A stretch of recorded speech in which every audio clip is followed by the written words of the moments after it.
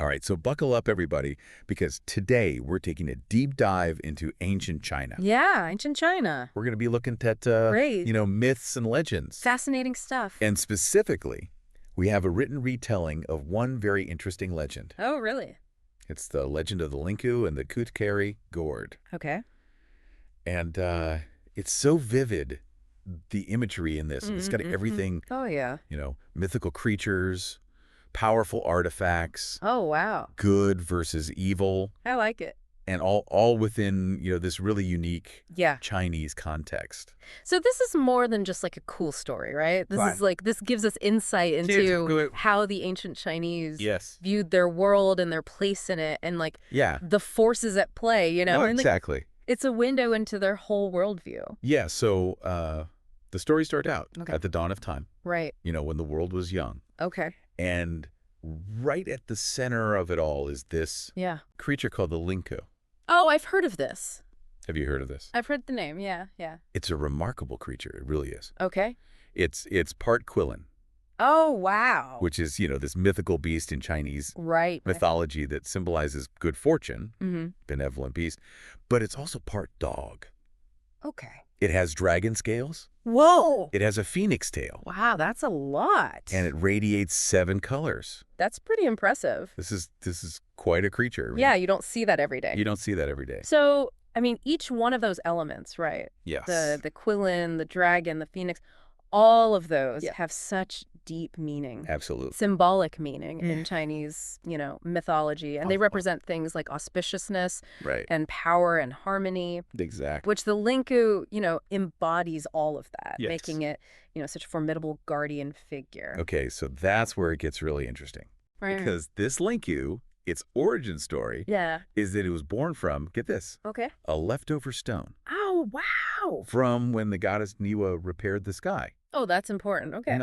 That's a big deal. That is a big deal. Yeah, it links the Lingou Okay, to inks it right to the vibration soul. itself, yeah. Yeah, It's imbued with cosmic power from the get-go. exactly. And a direct connection Right. to the divine. Yeah, so it's able to Which explains the future the whole seeing the future thing. and know destiny. Yeah, Yeah, so but it makes a lot more sense now. this is really showcasing how these concepts of fate and yeah. divination were just so Ingrained. deeply ingrained, in ancient Chinese culture. Yeah. But we also have, now it's not just the Lingou. Okay. There's this other really interesting thing in the story called the Ku瓠.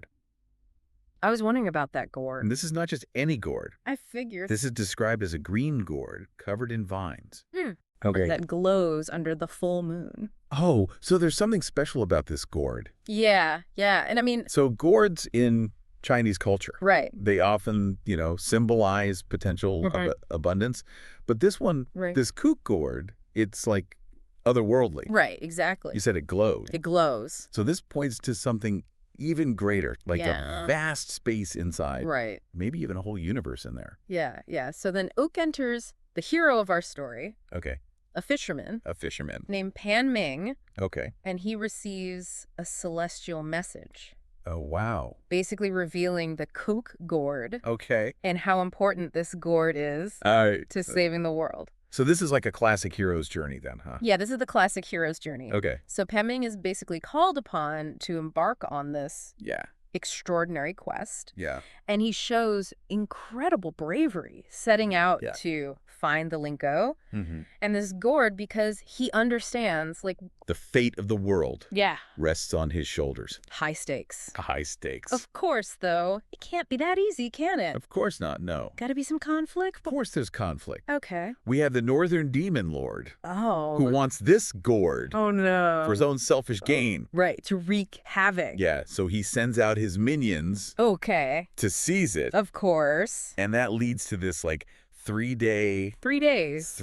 battle Wow. with the Lingou and Panming. So this demon lord then is like Yes. chaos and greed, right? Yeah, he's the opposite. the opposite of the the Lingou. Lingou, so it's like Exactly. good versus evil, basically. Right, it's the symbolic representation of this Right. struggle between good and evil. The fate of the world's in the balance. Yeah. Oh, I'm on the edge of my seat.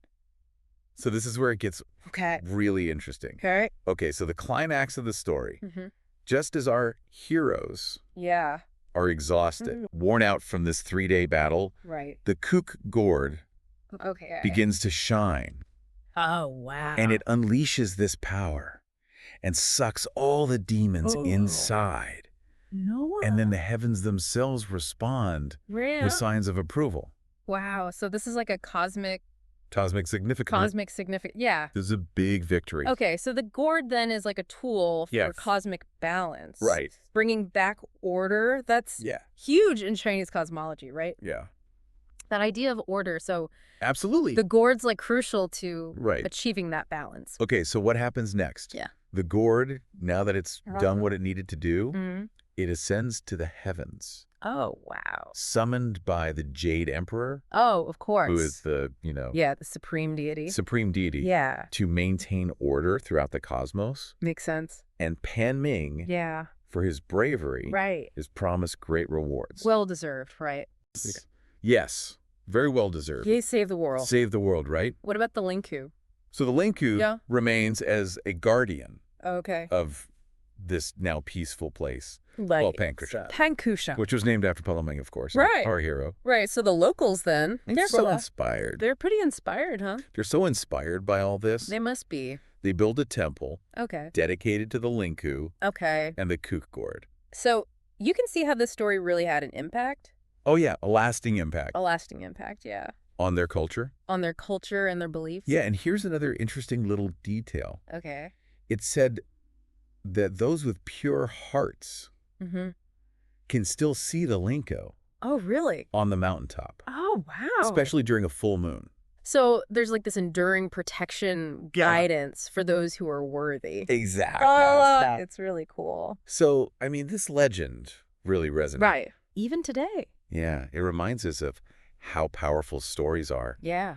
To shape our understanding of the world. Right, and our place in it. And our place in it. Exactly, and it's not just, entertainment. Right. It reinforces values. It instills beliefs. Yeah. And it reminds us that there's this ongoing battle between good and evil. Yeah. Both within ourselves and in the world around us. And the world around us, yeah. So that's something to think about, isn't it? Yeah, this legend, the Lingou, the Ku瓠, the imagery, the symbolism. Yeah. It's really powerful. It is. And it's so relevant, even today. So here's a question for you. Okay. And for everyone listening. Right. If you could ask the Lingou for guidance, what would you want to know? That's a great question. What wisdom would you seek? Yeah. Think about that. We'll have to think about that. You have to think about that. All right, everybody. Thanks for joining us on this deep dive. Yeah, thanks for listening. We'll see you next time.